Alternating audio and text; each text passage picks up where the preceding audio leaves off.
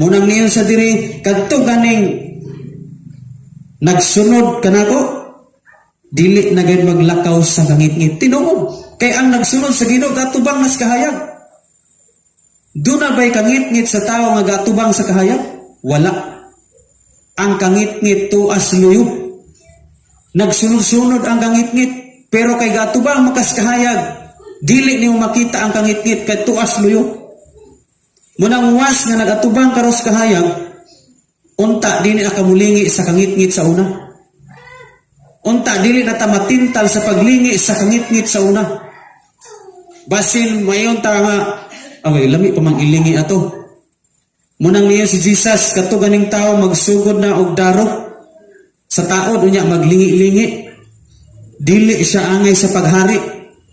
Ngayon naman kay once nga maglingi-lingi mahiwi di ay